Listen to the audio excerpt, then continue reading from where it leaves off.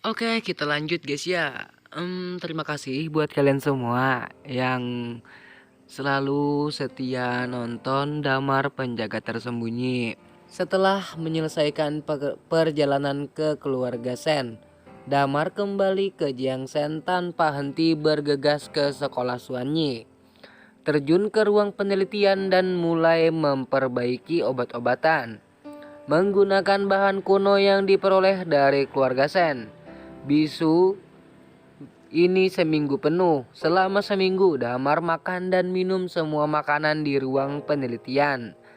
Tetapi Qin Bosong, Long Xiao, dan yang lainnya tercengang.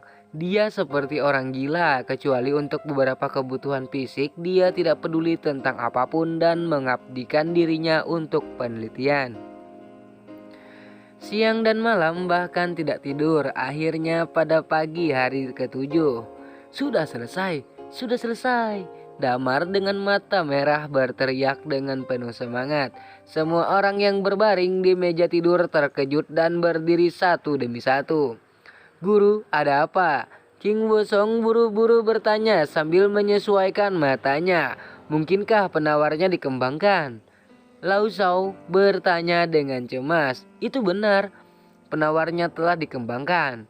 Xiao Chang membawamu. Dia di mana? Xiao Chan Bai, biarkan dia mencair dengan cepat. Aku akan memulai diagnosis dan pengobatan operasi Xiao Yu. Cepat, Damar meraung. Ya, semua orang gemetar dan mereka terburu-buru. Setelah beberapa saat, Xiao Chang membawa sekelompok staf medis ke ruang pendingin khusus. Setelah semua persiapan siap, pekerjaan pencairan Suyan dimulai. Siapa yang mengira bahwa hanya dalam beberapa hari seorang gadis yang muda dan cantik dan muda akan menjadi mayat yang begitu dingin. Mata Damar merah, dia mendorong orang itu menjauh secara pribadi, mendorong Suyu ke ruang operasi dan mulai merawatnya. Semua dokter terkenal dari sekolah kedokteran misterius berlari masuk. Peralatan medis terbaik dan obat-obatan paling mahal semua dikirim ke ruang operasi ini. Operasi berlangsung selama 2 hari penuh. Kekuatan yang luar biasa. Saya telah menghabiskan banyak sekali dokter terbaik dari sekolah kedokteran Suan, baik pengobatan Cina ataupun Barat. Sampai fajar di hari ketiga, Damar duduk di tanah, tidak bisa menahannya lagi. Menutup matanya dan tertidur. Guru, King Bosong berseru dengan cemas, tapi Damar tidak bisa lagi mendengar suaranya. Tetes, tetes, tetes. Pada saat ini, suara yang sudah lama hilang datang dari instrumen di sebelahnya. Orang-orang melebarkan mata mereka, membuka mulut mereka dan melihat layar instrumen satu demi satu. Tapi saya melihat layar yang awalnya garis lurus tiba-tiba melompat. Dalam sekejap seluruh ruang operasi menjadi sunyi. Setelah sekitar 5 detik ledakan sorak-sorai bergema. Hidup, hidup, hebat, hebat. Guru, Nona Suyu memiliki detak jantung. Kerumunan sangat bersemangat dan menari. Xiao Changbai menangis. Ini tidak kekurangan keajaiban. Guru, keterampilan medis Anda telah mencapai tingkat daging dan tulang orang mati. Long Shao bersemangat dan memerah. Cepat, jangan berbisik. Jangan berisik, kondisi pasien tidak stabil, lanjutkan operasinya. Teriak King Bosong. Orang-orang termotivasi. Seketika Damar bangun. Gong Xiun berdiri di sampingnya. Dia sedang berbaring di tempat tidur. Ini adalah ruang tunggu sekolah kedokteran Suan. Qin Bosong biasanya tidur di sini.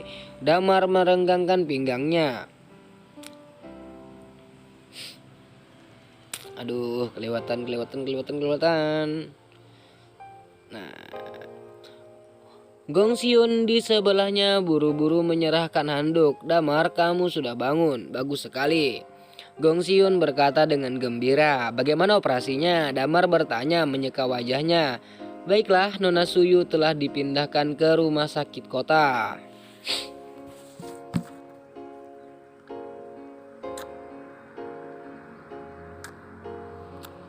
Gong Xiun berkata sambil tersenyum. Pemindahan? Damar terkejut. Apa tujuan pemindahan yang baik? Apakah dokter kita lebih baik daripada rumah sakit yang tidak terdaftar? Damar, bukan itu masalahnya. Memang benar bahwa dokter kita tidak beristirahat dengan baik akhir-akhir ini. Mereka semua kelelahan. Mereka benar-benar tidak mampu menangani pekerjaan perawatan Nona Suyu di kemudian hari. Gong Sion tersenyum tak berdaya. Damar tertegun sejenak lalu menghela napas dan tersenyum pahit. Itu benar, situasi Xiao Yu adalah proyek besar. Namun Damar, Anda memiliki kemampuan untuk menghidupkan kembali orang mati. Sungguh menakjubkan. Berbicara tentang ini, mata Gong Sion juga berkedip dengan cahaya. Di dalam hatinya Damar seperti dewa. Sekarang bukan waktunya untuk istirahat. Damar tersenyum, beri orang-orang ini libur 2 hari. Dalam 2 hari operasi lain khusus disiapkan. Saya harus membantu Nona Yanker untuk merawatnya. Saya harap obat ini akan bekerja untuknya. Oke, Damar, kemana kamu akan pergi sekarang? Aku akan menemukan Suyan. Sudah waktunya baginya untuk melihat cahaya hari ini. Bagaimanapun Damar berjalan keluar dari rumah. Suyan juga ditempatkan di sekolah kedokteran Suhanyi.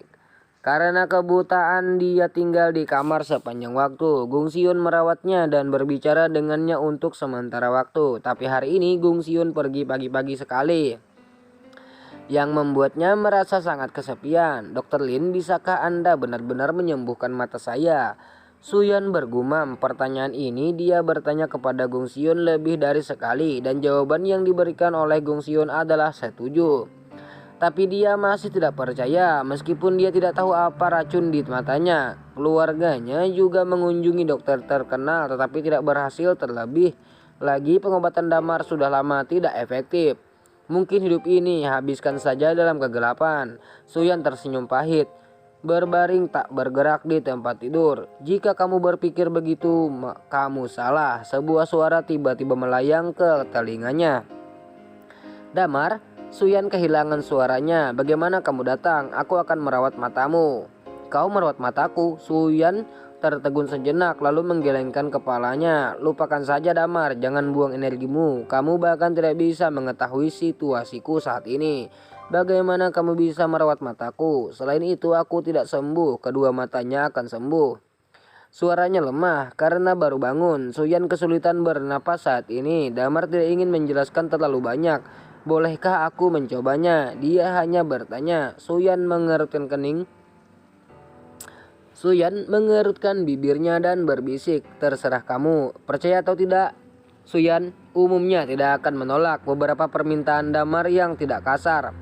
Damar berjalan ke sisi Suyan, melihat wajah pucat dan pupil matanya yang terbungkus kain kasa. Jantungnya berkedut. Aku minta maaf karena membuatmu menderita, kata Damar dengan suara serak. Suyan membeku sesaat lalu menggelengkan kepalanya. Itu tidak ada hubungannya denganmu. Hanya bisa dikatakan bahwa aku tidak beruntung. Dunia luar mengira aku berselingkuh dengan Sen Yilin. Jadi musuh Sen Yilin Damar datang kepadaku untuk memaksa Sen Yilin. Bukankah itu nasib buruk? Damar tidak mengatakan apa-apa, membentangkan tas jarum dan bersiap untuk memberikan jarum. Suyan sangat kooperatif. Saat mengobrol dia mengatakan sesuatu yang selalu ingin dia tanyakan. Dunia luar selalu berpikir bahwa hubunganku dengan Senyi Damar ambigu. Mengapa kamu tidak pernah memperhatikan masalah ini? Ketika pertanyaan ini muncul, jarum Damar membeku tanpa sadar. Setelah beberapa saat dia tersenyum bodoh dan berkata dengan santai, aku yakin kamu bukan orang seperti itu. Ya, Suyan berhenti berbicara. Proses penyembuhan berjalan lancar. Setelah mengoleskan obat, Suyan juga merasa jauh lebih rileks. Ini akan efektif dalam 10 hari. Anda dapat melepas kain kasa pada waktu itu dan mulai berlatih untuk mendapatkan kembali penglihatannya, kata Damar sambil menghela napas lega. Pelatihan kecerahan. Suyan masih tidak percaya dan bertanya apakah itu berarti mataku sudah sembuh. Seharusnya, bagaimana mungkin bahkan dokter Dewa Damar tidak dapat menyembuhkan mataku. Damar, bagaimana kamu bisa? Bagaimana kamu bisa melakukannya? Jadi di matamu apakah aku tidak sejenius dokter Lin? Damar bertanya balik. Suyan membuka mulutnya dan bergumam, aku tidak bermaksud begitu. Xiaoyan, istirahatlah yang baik. Meskipun matamu baik-baik saja, racun di tubuhmu harus dibersihkan. akan membuatkan obat untukmu. Biarkan kamu meminumnya dan perlahan-lahan membantumu. Detoksifikasi. Setelah Damar selesai berbicara, dia berbalik dan berjalan keluar dari ruangan. Suyan ingin berteriak, tetapi kata-katanya berhenti lagi. Dia menghela napas dan menutup matanya, tidak ingin memikirkan semua masalah ini. Selama beberapa hari berikutnya, Damar tinggal di sekolah Suwanyi untuk merawat Suyan, dan kebetulan menjalin operasi Yanker. Di kondisi Yanker jauh lebih buruk daripada Suyu, meskipun dia dibantu oleh obat-obatan ajaib kuno karena kerusakan kepalanya. Bahkan jika dia sembuh, kebanyakan dari mereka masih dalam keadaan vegetatif. Hasil terbaiknya adalah amnesia dan energi rendah. Damar kesakitan, Yanker mati untuknya. Apapun yang terjadi, Damar harus menyembuhkannya. Kita harus mengumpulkan bahan obat lain. Damar yang berjalan keluar dari bangsal bergumam. Berdengung. Pada saat ini telepon di saku bergetar. Melihatnya, Damar tidak bisa menahan diri untuk tidak terkejut. Nomor teleponnya dari Yanjing. Lihat nomor ekor ini, sepertinya itu keluarga Lin. Dia ingat bahwa keluarga Damar menggunakan nomor ini untuk meneleponnya terakhir kali. Damar tidak ingin menjawab, tetapi pada saat ini dia cukup sensitif. Setelah memikirkannya berulang kali, Damar memutuskan untuk menekan tombol sambungan. Permisi, apakah ini Tuan Muda Damar? Ada suara sedikit hormat di telepon. Tuan Damar? Damar mengerutkan kening. Apakah Anda dari keluarga Lin? Kembali Tuan Muda Damar. Ya, nama saya Damar Fu. Halo Tuan Muda, saya memberanikan diri untuk menelpon Anda. Saya minta maaf mengganggu Anda. Suara di telepon sangat sopan dan rendah hati.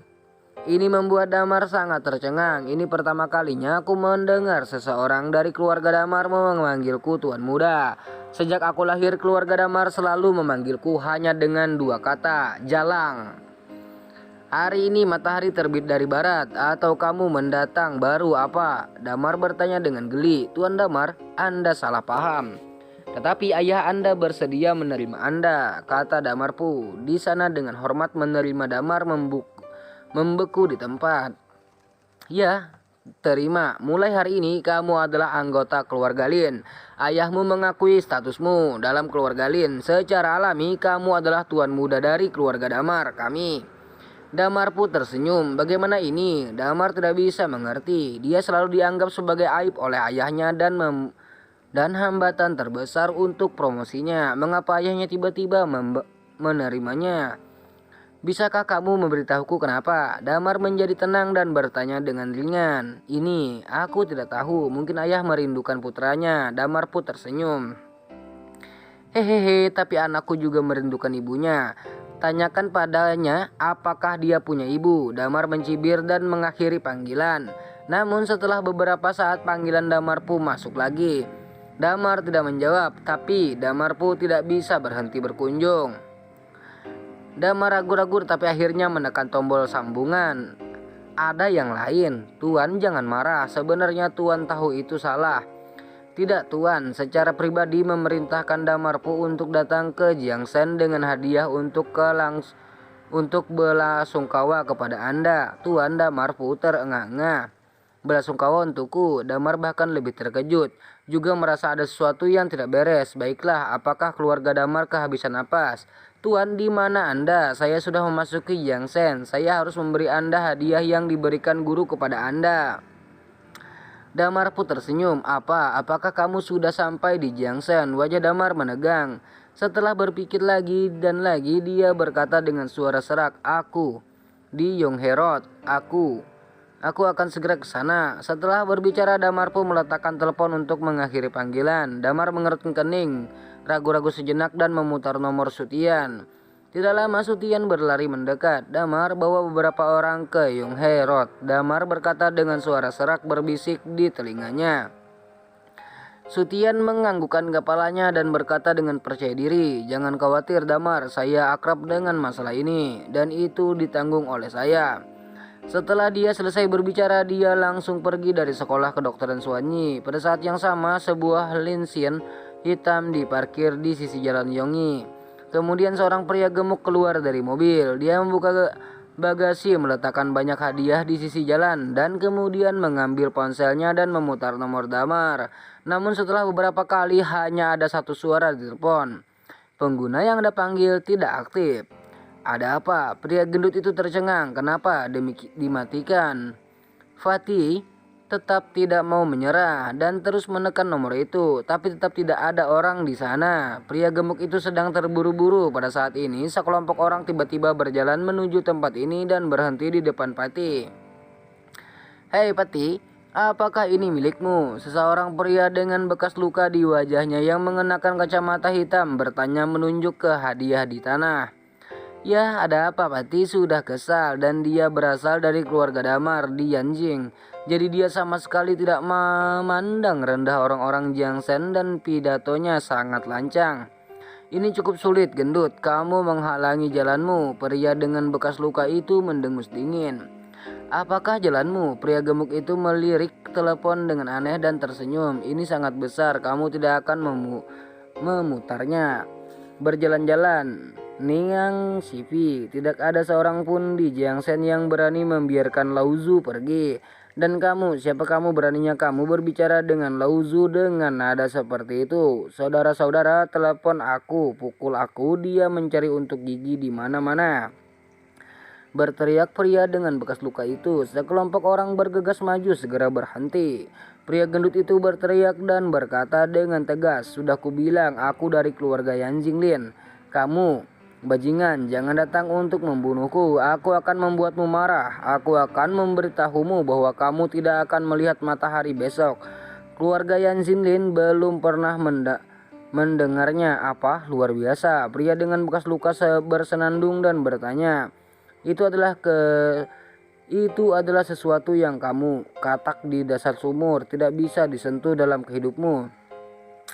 Oh, oke. Kalau begitu aku akan membiarkanmu memberitahuku tentang itu. Pria yang terluka itu terus melambai. Sekelompok orang pergi satu demi satu mengepung Patty. Pria gemuk itu menjadi pucat karena kaget dan buru-buru melawan. Pada saat yang sama, dua pengawal keluarga Damar juga turun dari mobil dan melawan bersama. Jangan melihat tubuh gemuk Patty, tapi dia juga mengerti sini bela diri. Tetapi ada terlalu banyak orang dengan bekas luka ini dan pria gemuk itu tidak tahan sama sekali.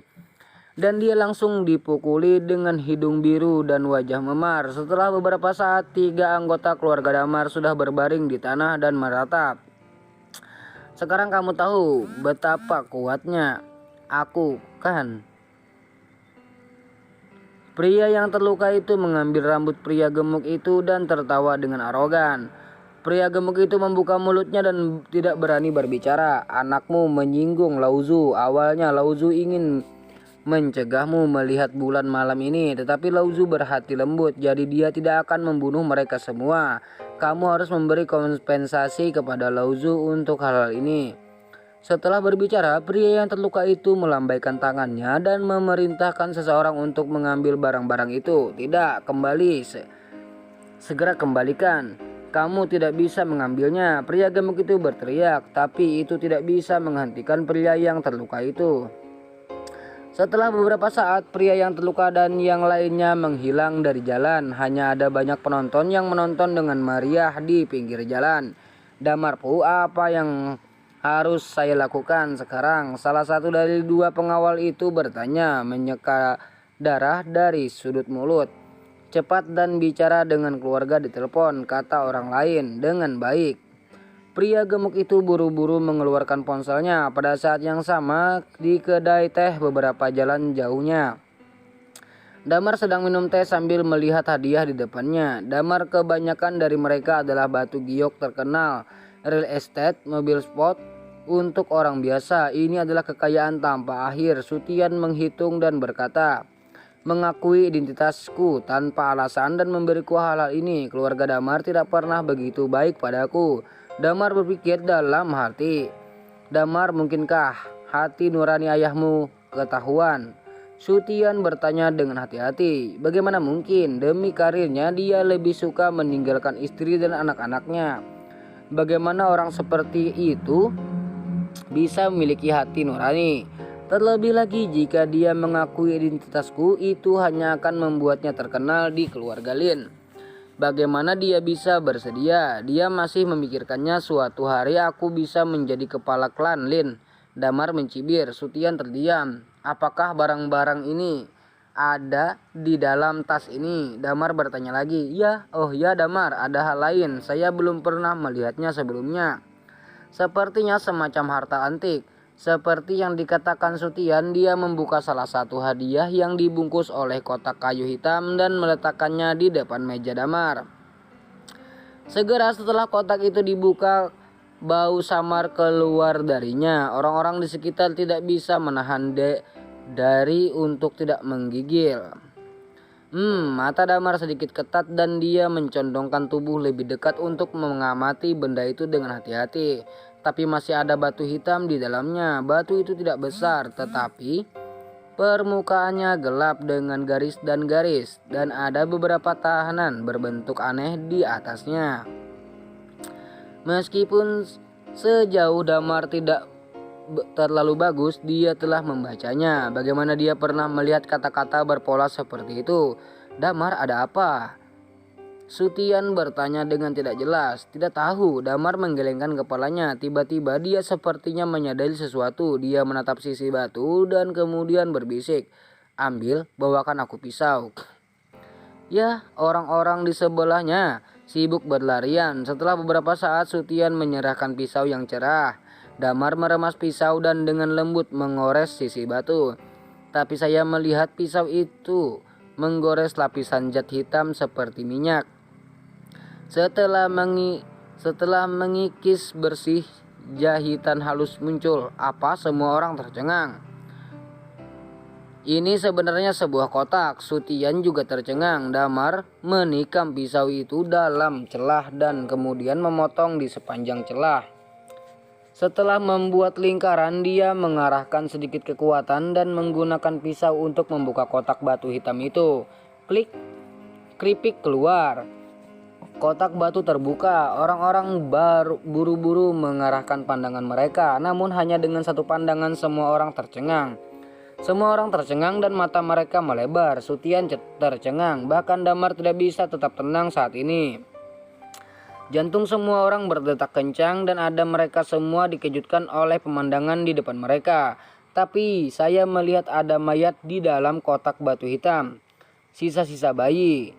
Dilihat dari tingkat korupsinya, sudah lama mati. Apa yang terjadi di sini? Mengapa ini di dalam? Sutian bergidik bahkan tidak berbicara. Mengerikan.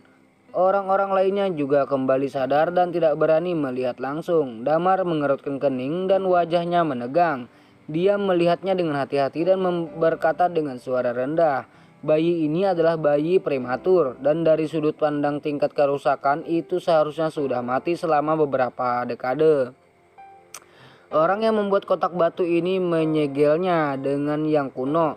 Teknologi mumifikasi Mesir ditunjukkan untuk penyimpanan permanen. Kotak ini sebenarnya adalah peti mati bayi ini. Apa? Kerumunan itu ngeri. Ini juga bukan harta antik keluarga Lin. Mengapa mereka mengirim ini padamu? Tanya Sutian hati-hati. Aku tidak tahu. Sutian, kamu harus menemukan cara untuk menyelidiki asal-usul benda ini. Aku ingin kamu menyelidiki secepat mungkin, kata Damar dengan suara tanpa ekspresi di wajahnya. Ya Damar, Sutian mengangguk. Pada saat ini seseorang berlari masuk. Damar, ada telepon dari biro keluarga Damar. Seharusnya menelpon polisi. Kalau begitu kembalikan. Damar mengangguk dan berkata dengan suara rendah, kembalikan barang-barang tanpa meninggalkan jejak. Aku akan pergi ke Yonghe Road sekarang. Ya, keluar dari kantor. Apakah kamu membawa semuanya kembali? Efisiensi patroli Jiang Shen tidak buruk. Aku mendapatkannya kembali. Periksa untukku, semuanya baik-baik saja. Pria gemuk itu merokok dan berteriak. Tidak masalah, orang-orang itu tidak boleh dibongkar. Semuanya dalam kondisi baik, kata seorang pengawal sambil memeriksa. Benda itu tidak apa-apa. Suara Patty tiba-tiba menjadi barat. Pengawal itu tertegun sejenak dan buru-buru berkata dengan suara rendah, tidak apa-apa, aku melihatnya. cat di atasnya masih ada. Bagus, pria gemuk itu menghela napas. Pada saat ini berdengung, telepon berdering. Pria gemuk itu melirik ID penelpon dan segera membuat gerakan diam kedua pengawal. Dan kemudian buru-buru menjawab saluran, "Halo, Tuan Muda Damar, Anda memanggil saya. Maaf, ponsel saya baru saja kehabisan daya. Jadi saya menemukan tempat untuk menyewa power bank untuk mengisi ulang. Saya di Yonghe Road sekarang." "Di mana Anda?" Damar berkata dengan nada tergesa-gesa. "Oh, aku terlambat di jalan. Aku akan segera pergi ke Yongred."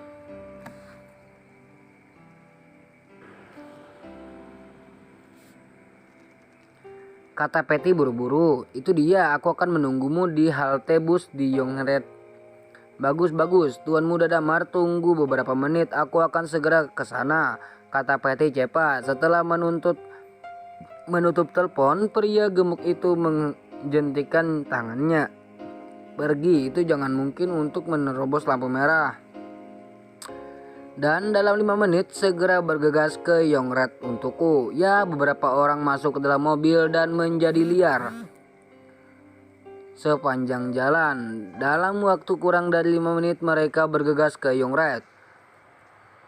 Pada saat ini Damar sudah menunggu di halte bus. Begitu mobil Linsion tiba, pria gemuk itu buru-buru turun dari mobil. "Tuan Damar, saya sangat menyesal. Sesuatu yang tidak terduga terjadi dan tertunda. Saya harap Anda Haisan."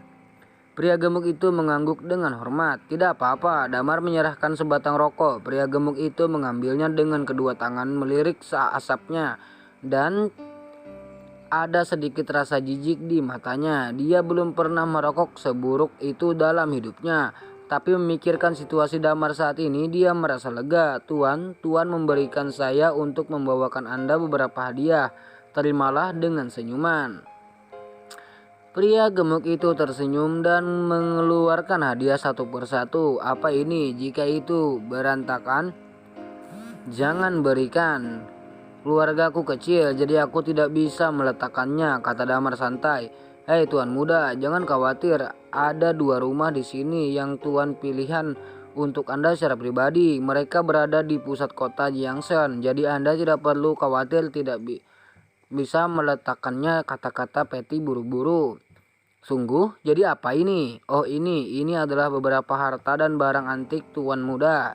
Anda bisa mengumpulkannya. Harta karun dan barang antik, saya tidak mengerti hal-hal ini dan saya tidak tertarik dengan hal ini." "Apa yang Anda lakukan untuk saya?" "Ini tidak apa-apa Tuan Muda. Jika Anda benar-benar tidak tertarik, jual saja barang antik dan harta ini. Anda juga bisa mendapatkan banyak uang." "Oh, kalau begitu aku tidak sopan kalau begitu." Damar berpura-pura senang menerimanya satu persatu, membukanya sendiri dan menanyakan asal setiap item satu persatu. Pria gemuk itu sepertinya sudah bersiap sebelumnya. Ketika potongan terakhir dari harta antik tercapai, Damar membongkarnya, mengeluarkan kotak batu sebelumnya dan bertanya, "Apa ini?" Patty terkejut lalu menyunggingkan senyum dan berkata, "Oh, ini adalah batu tinta yang digunakan oleh kaligrafi hebat kuno Wang Xingji. Untuk menulis kaligrafi sangat layak untuk dikoleksi." "Batu tinta?" Damar berpura-pura bingung.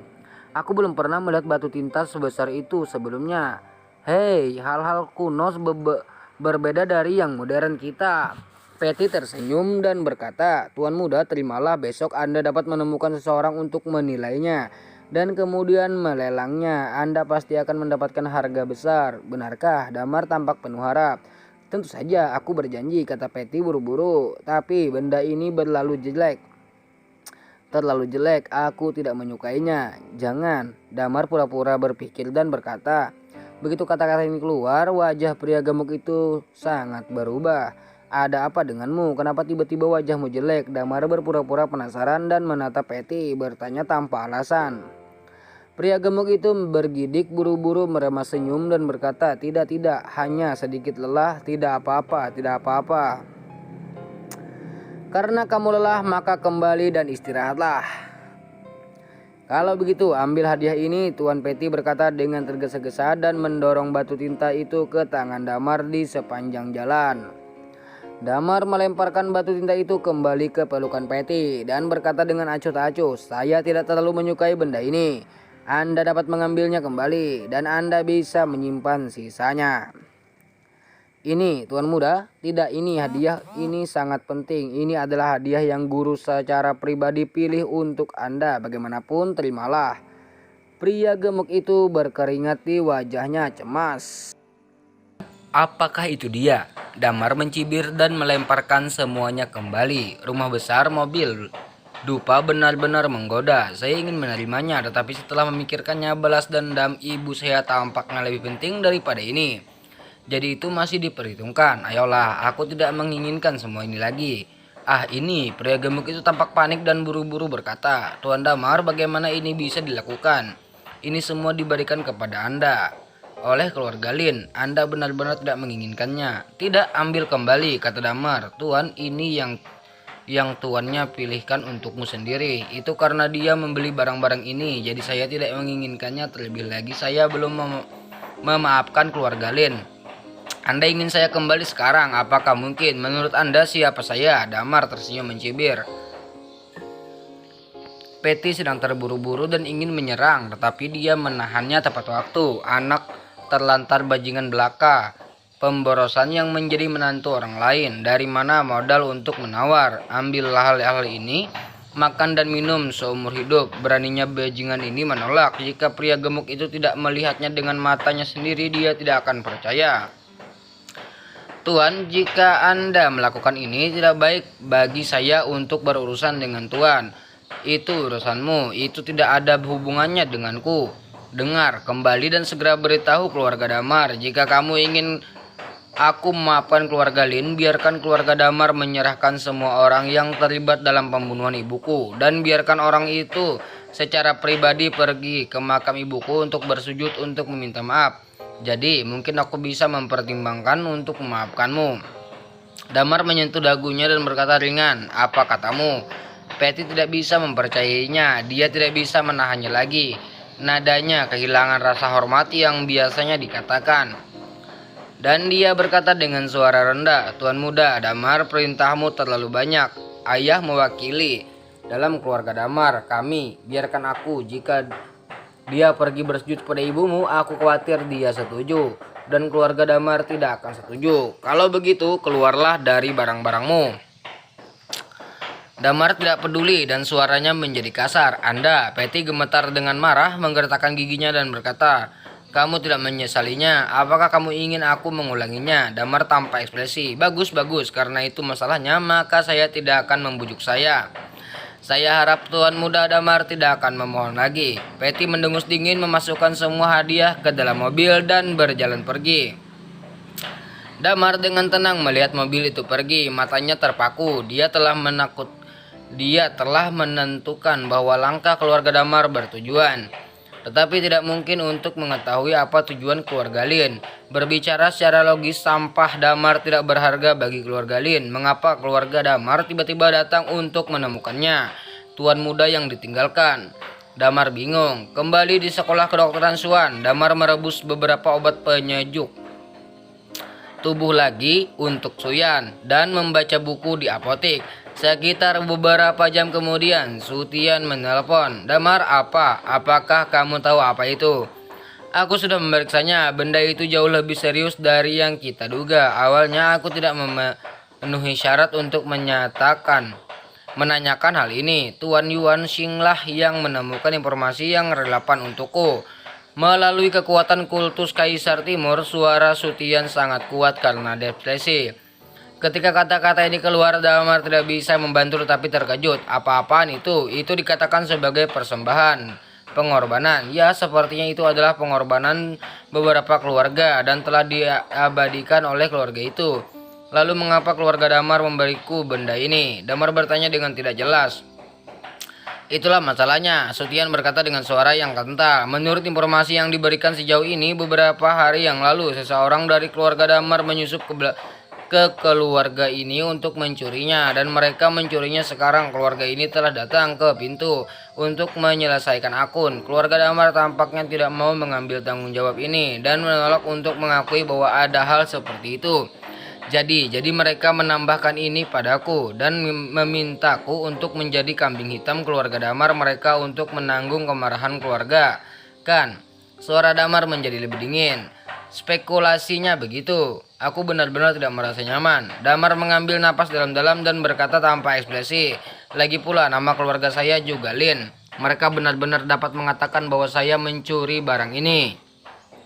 Ditambah saya diusir dari rumah oleh keluarga Damar sejak lama. Keluarga itu datang kepada saya untuk selesaikan akunnya. Itu tidak ada hubungannya dengan keluarga Lin. Sepertinya aku masih memiliki nilai guna untuk keluarga Lin. Bagaimanapun juga, aku bisa menanggung kesalahannya. Damar, kekuatan keluarga itu tidak buruk dan keluarga Damar tidak bisa memprovokasinya.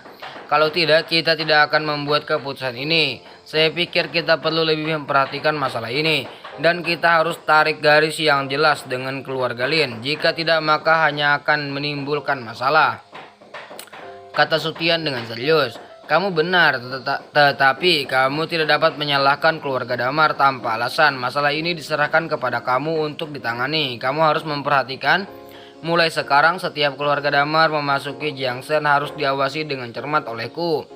Dan pihak Yanjing harus diperkuat pengawasan keluarga Lin. Ya, Damar. Telepon mengakhiri panggilan. Damar terus membaca di mejanya. Namun, selang beberapa saat telepon berdering lagi. Sutian, ada apa? Damar bertanya dengan cemberut. Dia tidak suka diganggu oleh orang lain ketika dia sedang membaca. Damar, sesuatu terjadi. Sutian berkata dengan sungguh-sungguh. Apa? Wajah Damar menjadi dingin. Bagaimana situasinya? 3 anggota keluarga Damar memasuki Jiangsen tiba-tiba kehilangan satu. Kurang satu. Kemana kamu pergi? Aku tidak tahu. Temukan untukku. Jika sesuatu terjadi pada mereka, Sutian, kamu akan datang menemuiku. Damar minum dalam-dalam, matanya penuh kedinginan. Ya, jangan khawatir Damar, mereka tidak bisa memainkan trik apapun. Sutian buru-buru berkata, sudah berkeringat dingin. Ayah, sebuah lolongan putus asa keluar. Lalu aku melihat seseorang gadis berpakaian casual hitam dengan rambut pendek duduk di lantai di ruang tamu, menangis dengan bunga pir dan hujan patah hati. Dan seorang pria parubaya yang mondar-mandir di aula pucat, pasti tinjunya mengepal erat dan dia ingin menampar gadis itu ke tanah. Tapi begitu dia mengangkat tangannya, dia akhirnya menahannya. Jangan manggilku ayah. Aku tidak punya anak perempuan yang tidak berguna sepertimu, teriak pria parubaya itu dengan marah. Ayah, jangan seperti ini. Putriku sudah tahu dia salah. Dia bersumpah dia tidak akan pernah berani lagi. Kata gadis berambut pendek Yang. Ngomong-ngomong, apa yang kamu katakan tidak berguna. Keluarga telah memutuskan 3 bulan kurungan, 1 hari lebih sedikit. Pria parubaya itu melambaikan tangannya dengan sabar. Ayah, apakah kamu benar-benar kejam? Wajah gadis itu pucat dan dia bergegas untuk memeluk pria parubaya itu menangis. Hati-hati, apakah kamu tahu apa yang kamu lakukan? Kamu hampir menyebabkan keluarga Damar kami bertengkar di sana. Untungnya pamanmu cukup pintar untuk memancing bencana ini pergi. Jika tidak, begitu perang dimulai. Semua kerugian dan konsumsi keluarga Damar, saya khususnya. Jika kamu menghitungnya, maka kamu tidak akan bisa berada di kurungan 3 bulan. Aku khawatir kulitmu akan robek. Tahu, pria parubaya itu berteriak dengan keras. Begitu kata-kata ini keluar, gadis itu gemetar ketakutan dan hampir kehilangan pijakannya. Dia buru-buru bertanya, lalu ayah, paman, apakah itu sudah ditangani? Saya tidak tahu, tapi saya pikir itu mungkin baik-baik saja. Terima kasih banyak paman kali ini. Gadis itu menghela napas lega. Terima kasih. Pria parubaya itu bersenandung lembut. Bagaimana dia bisa begitu baik? Dia hanya ingin memenangkan ayahmu dan aku. Saya mengerti, berdengung. Pada saat ini ponsel pria parubaya itu bergetar. Pria itu melirik ID penelpon, matanya menegang dan dia langsung terhubung. Tanpa mengucapkan sepatah kata pun, dia hanya menutup telepon. Ayah, nomor siapa itu? Ada apa? Apalagi yang bisa terjadi? Bukankah ini urusanmu? Pria parubaya itu bersenandung. Sesuatu terjadi. Bajingan itu menolak untuk menerima hadiah yang diberikan pamanmu kepadanya dan membuat beberapa permintaan kasar. Itu tidak bisa dipercaya. Apa? Beraninya bajingan itu menolak? Apakah dia tidak melihat kebajikan apa yang dia miliki? Di mana dia memiliki kualifikasi untuk menolak. Singkatnya, masalah telah diselesaikan.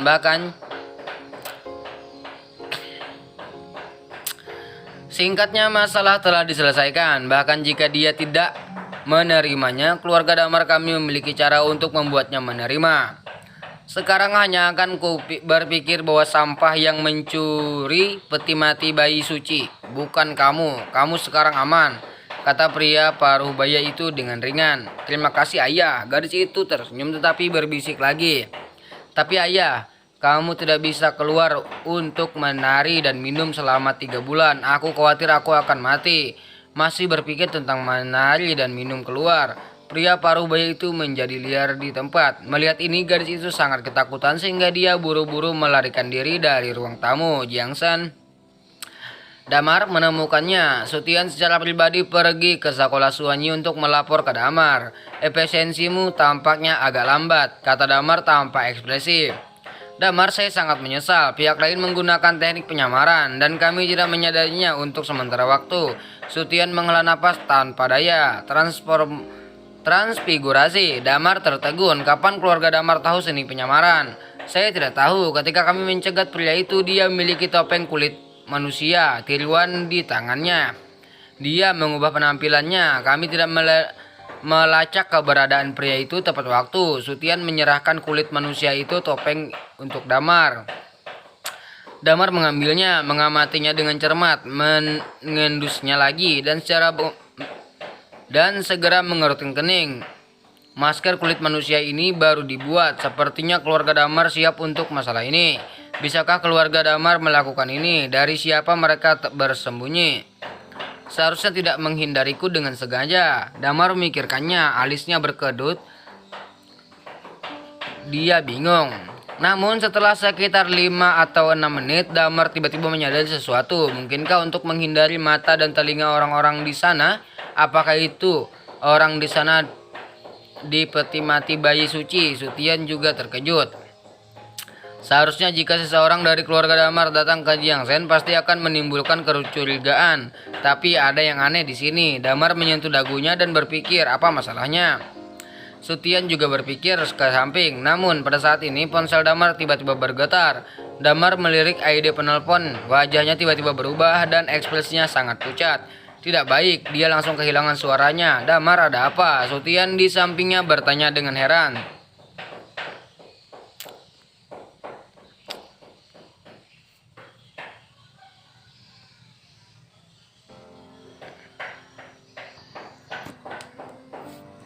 "100 rahasia." Damar menggertakkan giginya diam-diam. Pupilnya gemetar saat dia menatap telepon. Sutian bingung lagi dan lagi melihat ID penelpon terpana dan segera mengerti segalanya. Tapi dia melihat Damar menekan tombol sambungan. Suara Zhang Qingyu segera berdering di telepon. "Damar, kamu di mana? Segera kembali. Ibu mencarimu." Saya khawatir semua orang termasuk Sutian tidak menyangka bahwa keluarga Damar akan pergi ke ibu mertua Damar, Zhang Qingyu. Dengan keserakahan Zhang Qingyu, bagaimana dia bisa menolak manfaat ini? Dia pasti telah mengambil semua tagihan dan peti mati bayi suci itu pasti akan dimasukkan ke dalam tasnya. Pada saat itu ketika keluarga peti mati bayi suci datang untuk menyelesaikan pertanggungjawaban itu akan menjadi 100 mulut. Damar segera kembali. Apakah kamu mendengarku? Sikap Zhang Qingyu jelas telah banyak berkurang. Barang-barang itu tidak bisa dikumpulkan. Zhang Qingyu cepat kembalikan. Damar menggeram. "Damar, bagaimana kamu berbicara denganku? Aku ibumu. Ini ibu mertuamu. Bagaimana kamu bisa memanggilku dengan namaku? Ini benar-benar tidak besar atau kecil." Zhang Qingyu berkata dengan marah. Wajah Damar menjadi gelap. Mengetahui bahwa tidak ada gunanya mengatakan apapun sekarang, dia berencana untuk menutup telepon. Namun saat ini Zhang Qingyu berbicara lagi. "Ada beberapa orang di sini yang mengaku sebagai temanmu. Mereka bilang ingin bertemu denganmu. Di mana kamu? Cepat kembali."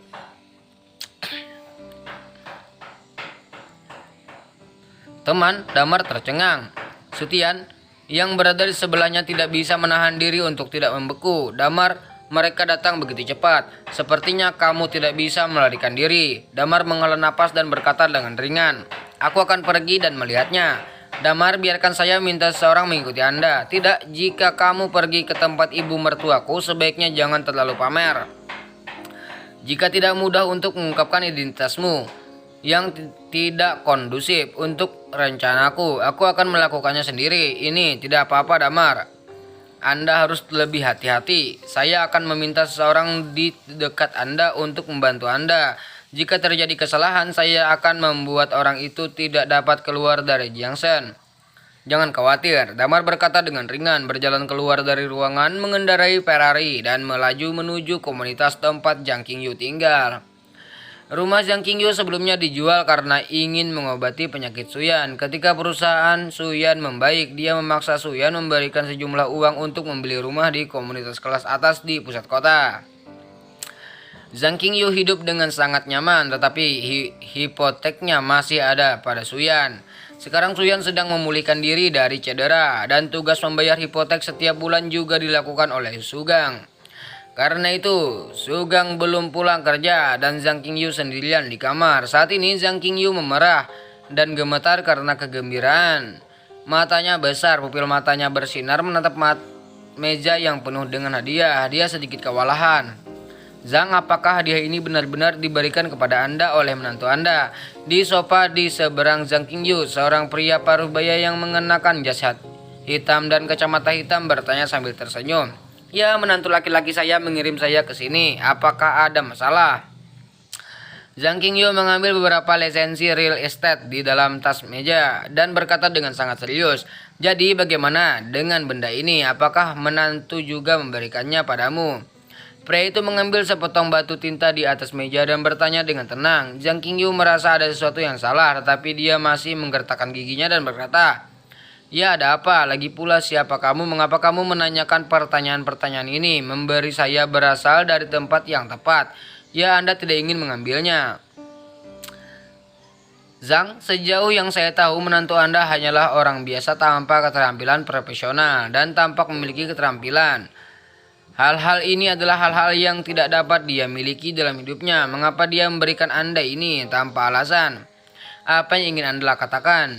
Zhang, saya harap Anda dapat memberitahu saya asal-usul barang-barang ini dengan jujur. Apakah orang lain memberikannya kepada Anda? Saya dapat mengingatnya Anda bahwa jika Anda menjawab dengan jujur, itu mungkin baik untuk Anda. Jika tidak, keputusan Anda yang salah dan mempengaruhi Anda. Hidup dengan menantumu. Pria paruh baya itu tertawa.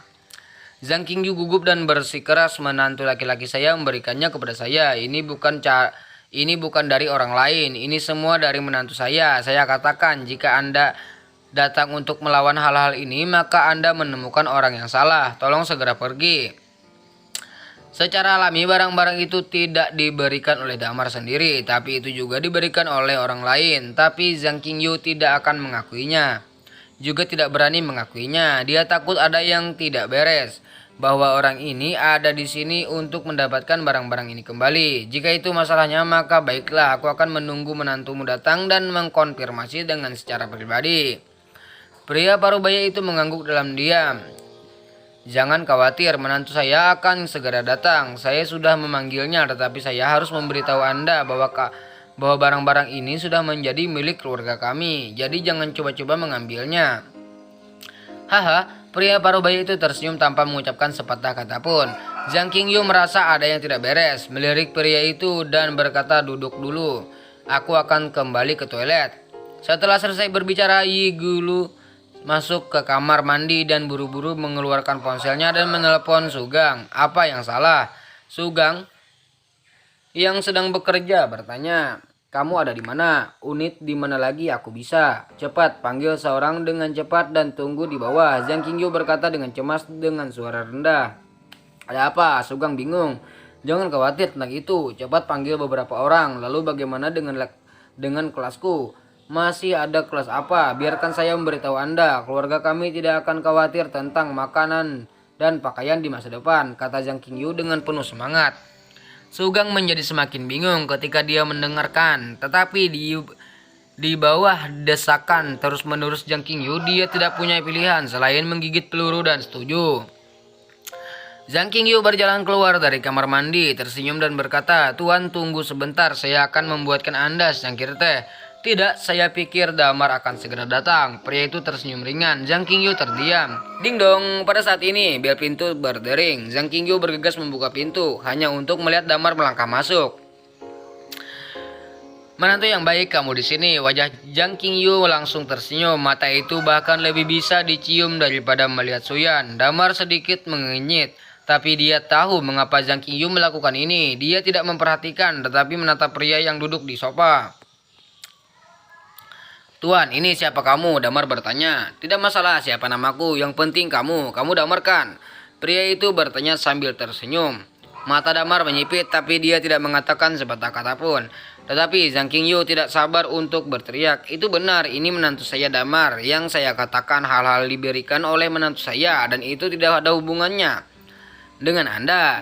Jika Anda tidak memiliki masalah, cepat dan dapatkan menantu yang memberikannya. Pria itu tersenyum di seluruh wajahnya. Sejauh yang saya tahu menantu laki-laki Anda hanya ambang pintu. Dia tidak memiliki keterampilan khusus. Dia miskin dan dia sangat bagus. Dari mana dia mendapatkan begitu banyak mobil mewah, barang antik dan harta karun yang tak terkenal?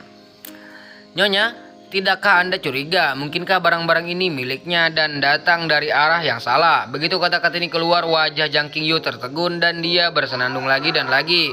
Apa hubungannya ini denganmu, Tuan? Ini hampir selesai. Cepatlah selesai.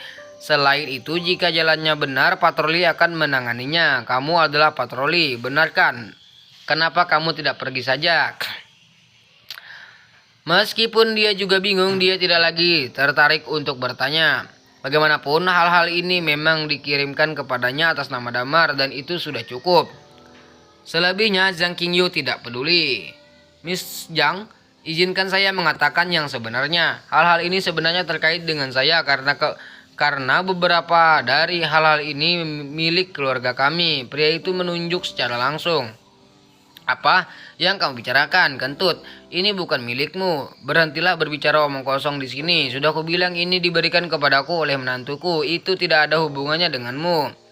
Keluar dari sini. Jika kamu tidak pergi, aku akan memanggil polisi. Apakah kamu mendengarku? Zhang Qingyu emosional dan berteriak lagi dan lagi. Kata-kata pria itu adalah yang paling dia khawatirkan. Dan kata-kata ini benar-benar menembus intinya.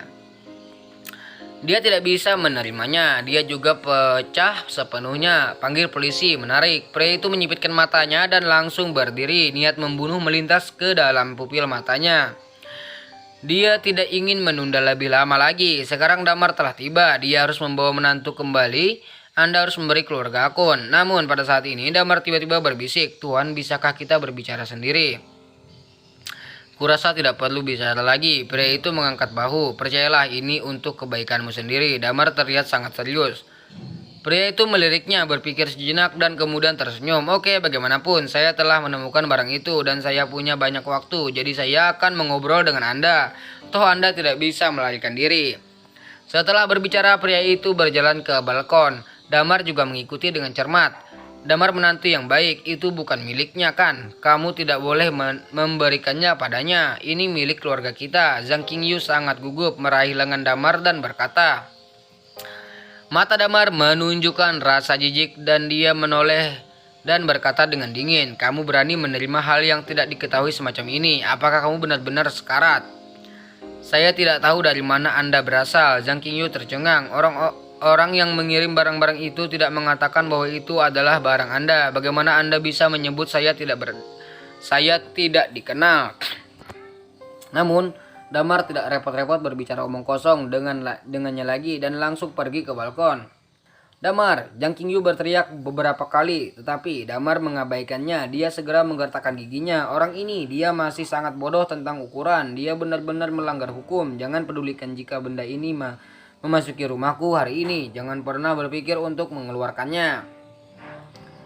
Zhang Qingyu bergumam, mengeluarkan telepon dan memutar nomor Sugang. Beberapa banyak orang yang kamu panggil? Zhang Qingyu bertanya dengan sungguh-sungguh. Zhang Tua, Lao Liu, dan yang lainnya. Hanya ada 5 total. 5 sudah cukup. Kamu tetap di bawah. Jika situasinya tidak benar, buru-buru mereka untukku. Mengerti? Zhang Qingyu berkata dengan dingin. Qingyu, apa yang terjadi? Jangan terlalu khawatir. Beritahu Lao Liu dan yang lainnya dan aku akan berterima kasih lagi kepada mereka setelah selesai. Ya, Sugeng tidak bisa dijelaskan dan memimpin beberapa teman di lantai bawah untuk merokok di balkon. Damar juga menyalakan sebatang rokok dan menyerahkan satu kepada pria itu. Tapi lelaki itu tidak menjawab, malah berkata dengan main-main, "Jangan buang waktu semua orang. Ayo bicara lurus. Aku masih terburu-buru untuk membawa sesuatu kembali ke hidupku." "Oh, omong-omong, kamu tahu apa itu?" "Aku tahu, peti mati bayi suci itu." Damar menarik napas. "Haha, sepertinya kamu masih mengerti beberapa hal, tetapi kamu hanya menebak."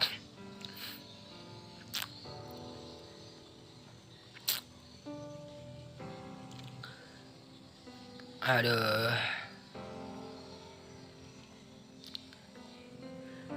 Hanya menebak sepertiganya dengan benar, karena selain membawa kembali peti mati bayi suci, aku harus membawa kembali dua hal. Apa?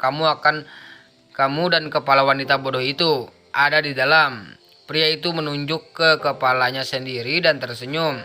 Mata Damar menegang dan dia berkata dengan suara serak, "Kenapa? Peti mati bayi suci adalah peninggalan suci yang diabadikan oleh keluarga Hei kami selama beberapa generasi. Ini sangat penting, tetapi dicuri olehmu. Kali ini yang di atas sangat marah. Jadi mereka tidak hanya menuntut untuk memulihkan peti mati itu, tetapi juga kepala orang-orang yang terlibat dalam insiden ini.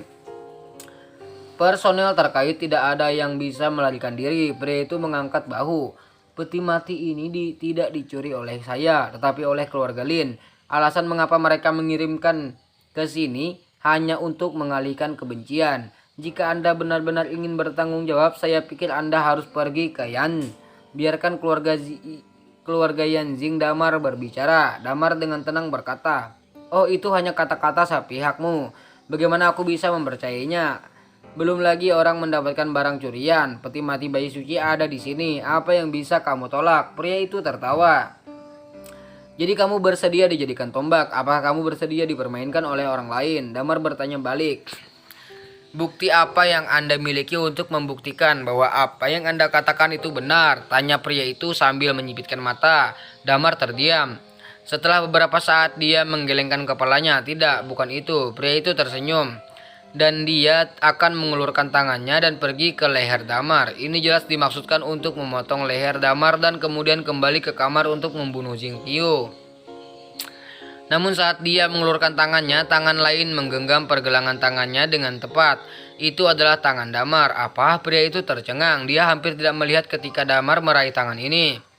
"Tuan, saya tidak bermaksud menjadi musuh keluarga Anda. Saya harap Anda dapat menyelidiki masalah ini dengan hati-hati. Dan jangan salahkan orang baik," Damar berkata dengan dingin, seolah-olah dia tidak bermaksud untuk lebih sopan.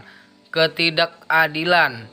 Saya tidak percaya pada awalnya, tapi sekarang saya percaya. Bagaimana Anda bisa begitu kuat sebagai menantu yang ditinggalkan? Anda memiliki modal untuk mencuri peti mati suci. Jadi apakah kamu mengenaliku? Kecuali Anda bisa menunjukkan bukti." "Tentu saja, bukti." Damar acuh tak acuh sejenak dan berkata dengan ringan, "Oke, Anda ingin bukti. Saya akan memberikannya kepada Anda." Suara itu jatuh ke tanah. Dia mengeluarkan sebuah paket dari sakunya dan menyerahkan kepada pria itu. Pria itu menatapnya dan tertegun sejenak. Ini adalah kontrak yang sangat sederhana, tapi ada yang tidak biasa darinya. Artinya, tanda tangannya ditandatangani oleh Yang Hua Company. "Ini kontrak Dr. Lin." Pria itu bertanya dengan takjub dengan mata terbelalak. "Siapa Damar Senyi?" Pria itu pasti pernah mendengarnya. "Ya," Damar mengangguk. "Jadi apa maksudmu? Kamu memiliki dewa Dr. Damar menjagamu." Pria itu sadar kembali, menarik napas dan bertanya dengan mata menyipit. "Tidak." Damar menggelengkan kepalanya, mencondongkan tubuh sedikit lebih dekat dan berkata dengan suara serak, Aku Dr. Lin." Namun begitu kata-kata ini keluar, pria itu membeku di tempat dan tertawa. "Haha, apakah kamu seorang dokter yang jenius? Haha, jangan mengolok-olokku, wah." Pria itu tertawa terbahak-bahak. Tawa itu sangat berlebihan. "Kamu tidak percaya?" "Jika Anda adalah Dr. Lin, saya masih akan menjadi Kaisar Giok." Pria itu mencibir, matanya penuh dengan penghinaan. "Pada saat ini, jangan membuat alasan. Jika Anda tidak mengambil kepala Anda kembali hari ini, saya akan kesulitan." Setelah selesai berbicara, pria itu tidak lagi berbicara, omong kosong. Dengan Damar Dan dengan satu tangan seperti kilat, dia mencekik leher Damar lagi. Kali ini tembakan pria itu lebih kejam dan kejam dari sebelumnya. Meskipun pria bernama Damar ini memiliki beberapa keterampilan, dia tidak percaya bahwa orang ini masih bisa menolak. Hanya saat dia meraih dengan telapak tangannya, dia tiba-tiba membeku. Pupil pria itu menyusut, wajahnya penuh ketidakpercayaan. Kali ini Damar tidak memegang pergelangan tangannya dengan tangannya. Sebaliknya, dia meletakkan jarinya di tenggorokannya. Pria itu hampir tidak bisa melihat gerakan pria itu dengan jelas. Bagaimana mungkin pria itu balas membentak dan menjatuhkan lengan Damar? Damar tidak mengambil keuntungan dari situasi ini, tetapi mundur beberapa langkah. Ia mengedarkan pandangan ke sekeliling rumah. Zhang Qingyu bersembunyi di balik pintu dan mengintip ini. Matanya penuh kebingungan, mungkin tidak mengerti apa yang mereka berdua lakukan. Sepertinya apa yang saya katakan tidak berguna sekarang. Damar berkata dengan tenang, kalau begitu mari kita selesaikan masalah di tempat lain. Medan di sini sempit dan tidak cocok untuk menggunakan tinju dan kaki. Jika Anda mau untuk mengambil kepalaku, mari kita pilih tempat lain. Ini baik, pria itu kesal, tetapi dia juga mengerti bahwa kekuatan Damar luar biasa. Akan merepotkan untuk mengambil tindakan di sini. Dia khawatir Damar akan melarikan diri, jadi dia mendengus. Ada ruang terbuka di belakang komunitas ini. Seharusnya ada tidak banyak orang sekarang, jadi ayo pergi ke sana. Bisa, Damar mengangguk. Setelah keduanya membahasnya, mereka langsung pergi. Kemana kamu pergi? Zhang Qingyu gugup dan berlari keluar dan bertanya. Aku akan pergi dengannya, kamu tidak perlu khawatir tentang itu. Damar tampak ekspresi. Pergi, apa yang akan kamu lakukan? Aku memberitahumu, Damar, aku tidak akan mengembalikan barang-barang ini, teriak Zhang Qingyu. Aku tidak memintamu untuk mengembalikannya, tetapi kamu mengatakan sesuatu seperti ini. Jadi kamu tahu bahwa benda ini bukan milikku. Zhang Qingyu, aku menyarankanmu. Yang terbaik adalah mengembalikan benda ini kepada teman tuannya. Jika tidak, kamu akan memprovokasi banyak masalah, kata Damar. Kamu keluar. Kamu bukan menantuku, keluar. Zhang Qingyu sedang terburu-buru dan meraung lagi dan lagi. Damar terlalu malas untuk memperhatikannya dan mengikuti pria itu ke bawah. Tanpa diduga, begitu keduanya turun, beberapa sosok tiba-tiba melompat keluar dan mengepung Damar dan para pria. Pada pandangan pertama itu adalah Sugang. Pukul aku, Sugang tidak peduli dengan 3721. Dia melambaikan tangannya, mengangkat tinjunya, dan mengayunkan ke arah pria itu. Damar tercengang. Pria itu langsung tertawa, menarik. Setelah berbicara, dia menampar wajah Sugang dengan pukulan backhand. Sugang berbalik dalam lingkaran dan duduk dengan berat ke tanah. Setelah wajahnya membengkak dengan bintang emas di matanya. Agu, Sugang tua, orang-orang yang lain sibuk berteriak dan mereka semua ketakutan. Pemuda ini sangat kuat, tetapi ada begitu banyak orang di sini. Mereka tidak percaya bahwa pemuda ini sangat dapat membersihkan semuanya dan mereka segera bergegas. Tapi orang-orang ini semuanya adalah orang parubaya berusia 40-an dan 50-an. Mereka memakai kacamata dan kepala botak. Mereka kurus atau berperut buncit. Dalam pertarungan ini, siapa lawan mereka? Segera, aduh, itu menyakitkan, membantu. Jeritan terus berlanjut dan beberapa orang semuanya dijatuhkan. Berani menyerangku, apakah kamu mencari kematian? Mata pria itu menunjukkan niat membunuh, tetapi dia tidak berniat untuk membiarkan Sugang dan yang lainnya pergi. Dan dia mengangkat tinjunya dan menghantamkannya ke dahi Sugang. Pembunuhan terungkap. Dengan pukulan ini saya khawatir itu tidak akan mengenai dahi Sugang. Sugang tercengang. Tapi sebelum pukulan itu tiba, Damar tiba-tiba mengeluarkan tangannya dan menggenggam bahu pria itu. Berhenti, Damar berbisik. Tapi ketika dia mengatakan itu, sebuah pisau tiba-tiba menusuk perutnya. Damar mengerutkan kening dan melihat ke bawah. Baru ketika saya menyadari bahwa itu adalah suara seorang pria yang menghantam berat. Dia tahu bahwa Sugang adalah ayah mertua Damar, jadi dia sengaja membunuhnya untuk menarik perhatian Damar dan kemudian mengambil keuntungan dari ketidaksiapannya untuk menyelinap serangan diam-diam, ingin membunuh Damar secara langsung dan mengambilnya kembali. Peti mati bayi suci kembali untuk membalas. Tapi pria itu malah salah perhitungan. Meski belati berhasil menyerang, tapi belati tidak menembus setengah. Seolah belati itu ditusuk oleh sisi besi. Bagaimana ini mungkin? Pria itu tercengang. Suasana menjadi aneh. Beberapa orang yang dibawa Sugeng bersamanya masih terbaring di tanah dan meratap. Pria itu memegang belati dan menatap Damar dengan kosong. Pada saat ini Zhang Qingyu berlari ke bawah dan ketika dia melihat adegan ini dia segera berteriak dengan keras. Seseorang dibunuh. Suaranya sangat kejam, mencakup seluruh komunitas secara langsung. Warga di komunitas membuka jendela mereka dan satu demi satu untuk melihat ke bawah. Dan penjaga keamanan juga datang untuk mengajukan pertanyaan. Bajingan, wajah pria itu berubah seketika dan dia segera berbalik dan melarikan diri. Berhenti, Damar tampak tegang dan ingin menghentikannya, tetapi Zhang Qingyu tiba-tiba meraih lengannya dan berteriak, "Damar, kemana kamu akan pergi?" Membuka, Damar minum. Sudah aku bilang, jangan berpikir untuk mengembalikan barang-barang itu kepada orang itu. Barang-barang itu milik keluarga kita dan tidak ada hubungannya dengan orang itu. Berhentilah mempermainkanku, Zhang Qingyu berteriak. Dia masih khawatir bahwa barang milik pria itu dan Damar akan mengembalikannya. Lepaskan, Damar tiba-tiba melemparkan lengannya. Bagaimana Zhang Qingyu bisa menahan kekuatannya? Dia segera jatuh ke tanah dan ketika dia bangun dia sudah sangat marah. Bagus, kamu Damar itu. Sebaliknya itu sebaliknya.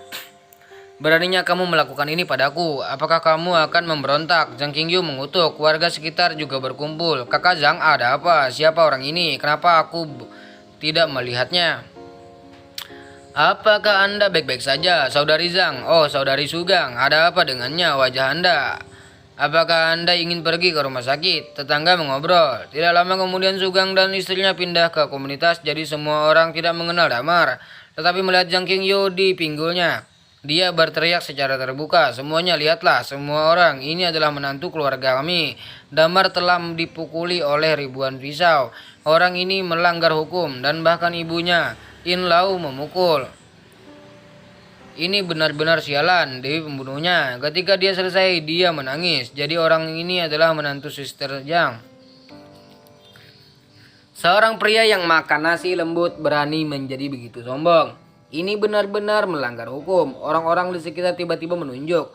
Wajah Damar suram dan dingin. Tetapi tidak ada yang bisa dia lakukan tentang Zhang Qingyu. Jadi dia mendengus dingin. Zhang Qingyu, karena kamu mengatakan itu bagus. Mobil-mobil mewah yang diberikan keluarga Damar barusan ada. Aku akan melakukannya. Minta seseorang untuk mengambilnya kembali. Jika Anda tidak memberikannya, maka kami akan menemui Anda di pengadilan. Setelah berbicara, Damar menjabat tangannya dan pergi. Ketika Zhang Qingyu mendengar ini, dia sedang terburu-buru. Damar, beraninya kau, itu milikku. Siapa yang menyuruhmu mengambilnya? Sampai jumpa di pengadilan, aku tidak takut padamu. Zhang Qingyu berteriak, tapi Damar menutup telinga dan langsung keluar dari komunitas. Pria itu baru saja melarikan diri sejak lama. Awalnya Damar berencana untuk menjelaskan kepada pria itu dengan baik dan omong-omong. Dia menjelaskan bahwa semua ini adalah hasil dari keluarga Damar menyalahkan. Tapi mereka tidak percaya sama sekali. Itu saja, mari kita cari tahu. Agar orang mencoba berkomunikasi dengan keluarga itu. Damar menarik napas dalam-dalam dan memikirkannya. Tetapi pada saat ini seorang anak kecil tiba-tiba datang. Kakak, apakah namamu Damar? Ini aku, siapa kamu? Damar menatap bocah lelaki itu dengan rasa ingin tahu. Tetapi ketika dia melihat bocah lelaki itu menyerahkan sebuah catatan, dia melarikan diri. Melihat catatan itu, wajah Damar langsung menjadi sangat dingin.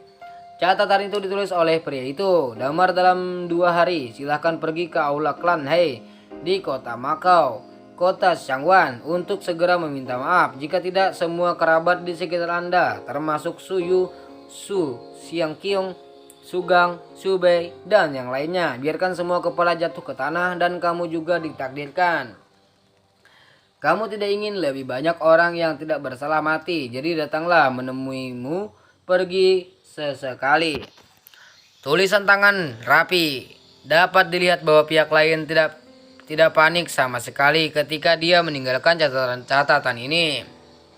Damar memejamkan mata dan meremukkan catatan itu dengan tangannya. Dia mengeluarkan teleponnya dan menghubungi Sutian. Damar, bagaimana situasinya?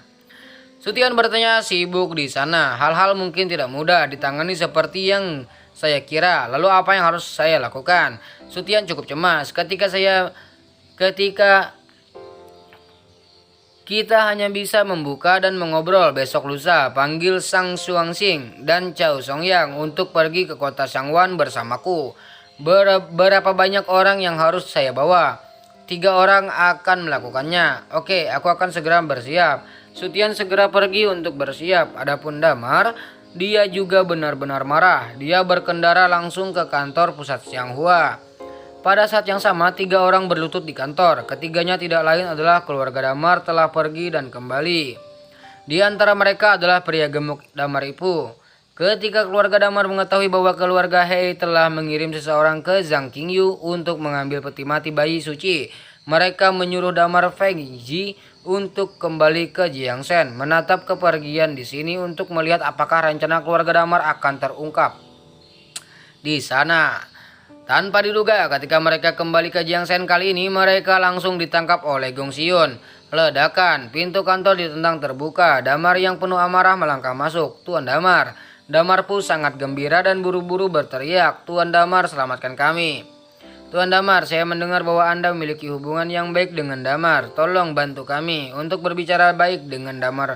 Kami benar-benar bukan mata-mata. Kami di sini bukan untuk berurusan dengan Yang Hua.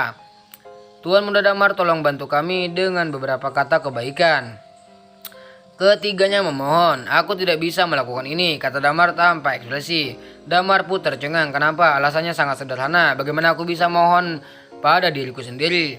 Damar memandang mereka bertiga dengan dingin. Ketiganya tercengang di tempat bersambung.